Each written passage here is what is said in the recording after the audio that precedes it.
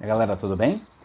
Eu recebi algumas dúvidas de diferentes pessoas sobre um assunto muito parecido, que é a vistoria de entrada nos imóveis locados e, na verdade, especificamente sobre a revisão dessas vistorias, por parte principalmente do inquilino, que após adentrar ao imóvel, faz algumas observações sobre o laudo que foi feito inicialmente, né? Geralmente a vistoria de entrada é feita um pouco antes dele assumir da assinatura do contrato de locação ou às vezes entre a assinatura do contrato de locação e o início da vigência, né, a tomada da posse por parte do locatário.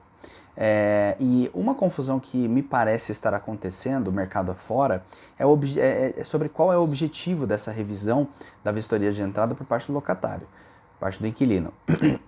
Veja, tem muita gente que está achando ou partindo do pressuposto que essa revisão da vistoria serve para que o locatário se veja no direito de exigir que o locador refaça, corrija, faça um reparo, manutenção em algo atinente à usabilidade do imóvel, não à habitabilidade.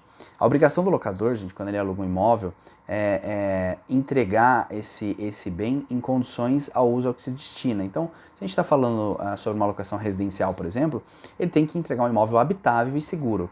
Mas isso não significa que o imóvel tem que estar em bom estado de acabamento, ou com, enfim, alguma coisa tipo pintura ou algo que tenha a ver com beleza, etc, etc. Ele não precisa estar perfeito, ele precisa estar habitável, é bastante diferente. E a grande questão é que elementos que têm a ver com usabilidade do imóvel, mas não habitabilidade, o locador pode sim alugar sem que estejam funcionando perfeitamente. Só que aí vem a diferença. Se isso for visível, se isso for aparente, né, evidente para qualquer pessoa média que faça a visita no imóvel, o locatário não pode reclamar isso posteriormente à assinatura do contrato. Então, por exemplo, ele observa assim, a olho nu de que existe um problema de pintura, existe uma porta no imóvel que está faltando, por exemplo, a porta da cozinha, ou enfim, um dos quartos está sem porta ou algo do tipo. Isso não afeta a habitabilidade do imóvel, isso afeta sim a usabilidade, mas era algo evidentemente aparente no momento da visita e etc. Então não há de se falar de possibilidade de reclamar isso posteriormente. O que o locatário poderia sim reclamar para que o locador faça são questões de usabilidade, mas que na visita não tinha-se como testar e parte do pressuposto que essas funcionalidades do imóvel estão condizentes com o seu uso. Então, por exemplo, uma máquina de ar-condicionado, uma banheira, um aquecedor, uma janela, etc. Você geralmente, na hora de fazer a visita no imóvel junto ao seu corretor, ou enfim, não fica testando esses aparelhos todos, mesmo porque às vezes você precisa de energia elétrica e não está ligada no imóvel. Então o locatário vai partir do pressuposto que funciona, tá lá, funciona. Se não estiver funcionando, o locador tem que deixar isso claro para o locatário, o corretor, enfim, anteriormente à assinatura do contrato de locação, para que não haja uma responsabilização para que ele faça posteriormente, porque, de novo, apesar desse tipo de coisa ser de natureza de usabilidade e não habitabilidade, são vícios ocultos, né? Ocultos no momento da locação, e que você, como um proponente locatário, vai partir do pressuposto de que se está lá, funciona, tá?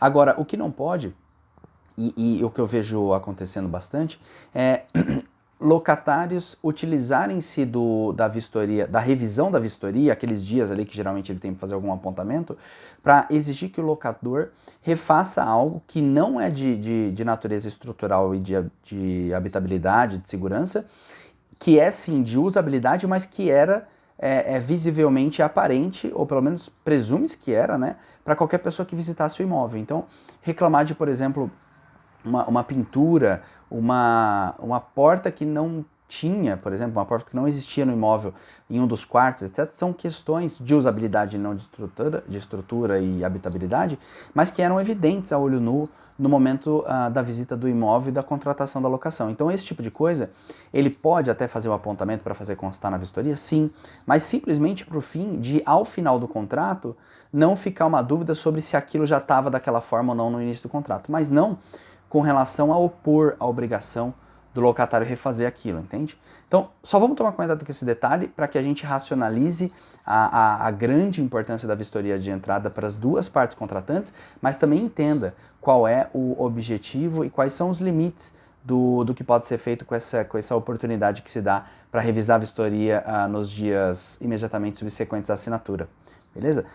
Pequena contribuição aí bastante prática sobre quem luta no dia a dia na intermediação imobiliária de locação, nesse caso especificamente, e fico à disposição. Danilo Herrero, Remax Chavante, broker aqui da capital de São Paulo. Um abraço.